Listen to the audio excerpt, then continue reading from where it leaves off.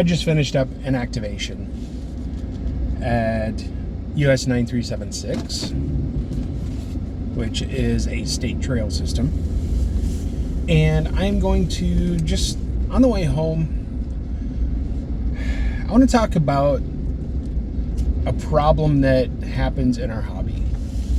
And that is something similar to what musicians call gear acquisition syndrome, or GAS.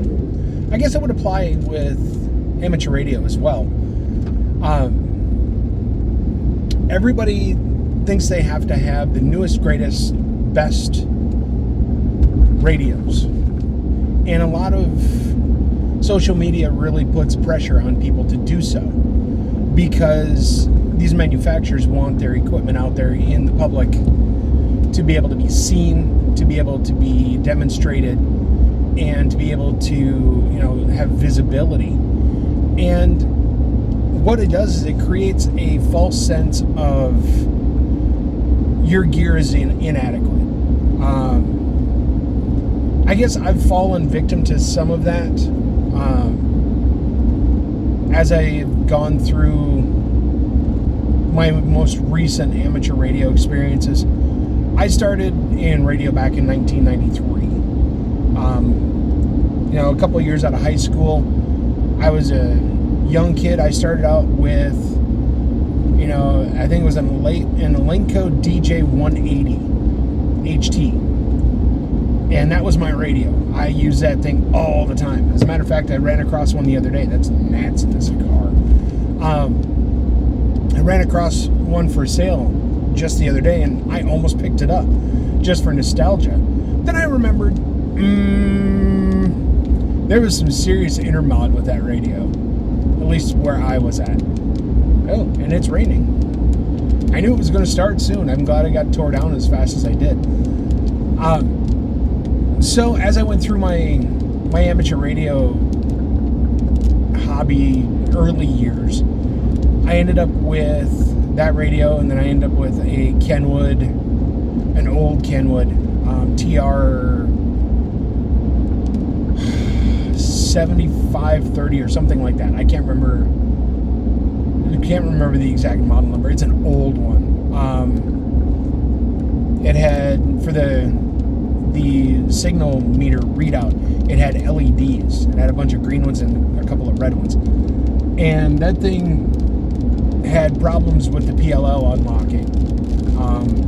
You give it a little percussive maintenance, it comes back, works for 10 minutes to 10 months, and then has a problem after that again. So fast forward, I end up getting a Yaesu FT2400, which at that point was a really nice radio. Granted, it was only 2 meter, but there was not a lot of 440 activity at that point. And so as life went on, I kind of fell out of the hobby for a number of years. And then I upgraded to my general ticket. That's going on 10 years ago, I guess, thereabouts. And so I ended up picking up a Ten-Tec HF rig. It's an older rig, worked great. Then I sold that. I wasn't really active in the hobby again. And now this last 2 years, I've really been active in it again because of, the advent of having a lot of social media out there on it now. Previously, there wasn't a lot. Of course, that was, YouTube was in its infancy. Your social media on amateur radio came from QST and a couple of other magazines, CQ and a couple others. And so you didn't have the visibility that you have now. So when I got back into it a couple of years ago, I started out with, I maintained this old Radio Shack 2 meter rig forever. It's an old mobile rig, HTX 212, that, it kind of sat around and did nothing. Every now and then I'd fire it up, connected to a small power supply, but the thing is old. It's got a hum to it because the caps are starting to fail in it. It's one of those situations.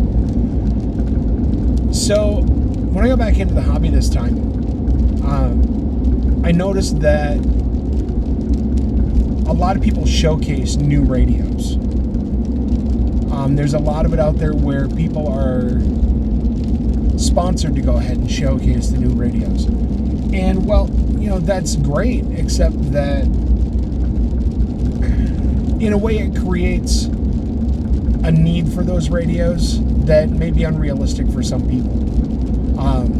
The FT710, the FT710. I have one.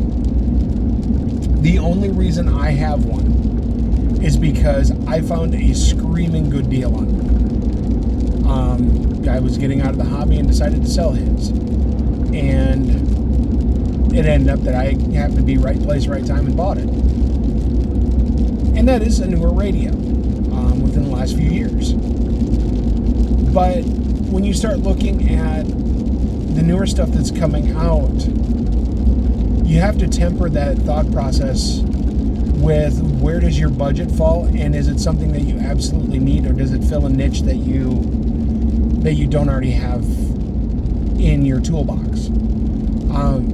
For a lot of people, the newer radios really don't put another tool in the toolbox. There's a lot out there. There's a lot of purists, or some people call them fanboys.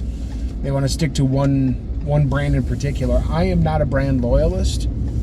I used to be really into the Xiegu radios because that's what brought me back into the hobby, was the G90. Then I bought the 6100. And then I sold the G90, which, hindsight being 2020, I probably should have sold the 6100 instead. Especially for what I wanted to do. So, what I'm trying to say is that don't let social media influence your buying decision.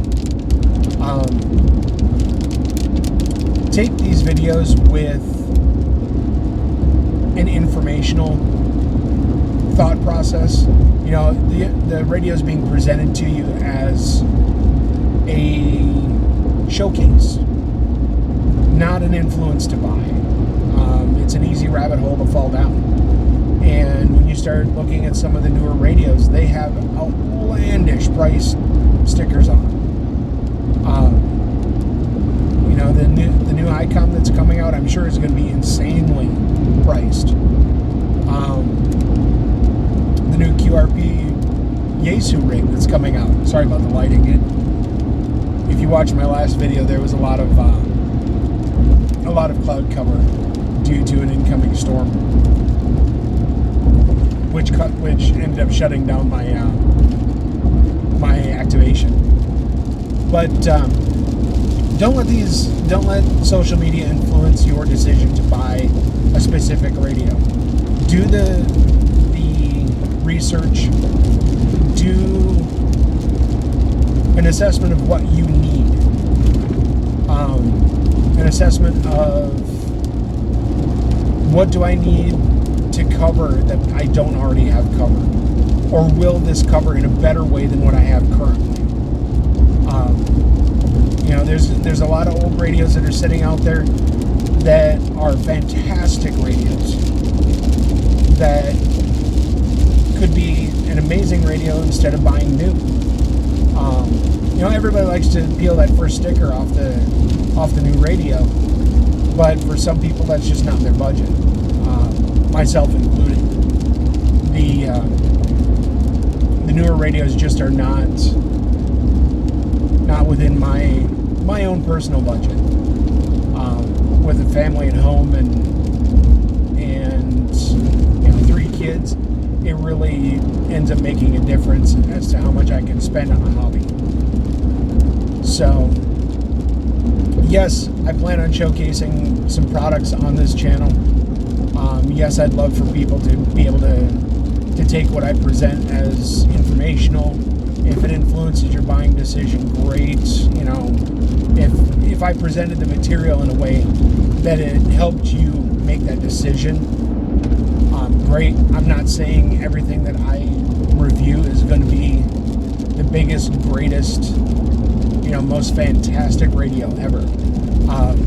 And I'll never present it that way. It's going to be something that I will showcase a radio, a piece of gear, something along that line where I'll present information, I'll present my impressions, but I'll leave the final decision up to everyone else. Anyway, just kind of a little bit of a rant, a little bit of a vlog style video from the truck today. While I'm on the way home, you can, I'm sure, hear that it's raining currently. It looks even darker than it did just a few minutes ago when I was out at the park. So anyway, if you guys found anything informational, entertaining, want to just hang out for the misadventures, there is a subscribe button over there, I believe. If not, it's over there, and the like button's over here, or the like button's over there, something. Right below those, though, there is a comment box. Go ahead and drop a comment. I appreciate you guys watching the videos. I don't make anything off of it. I'm not monetized.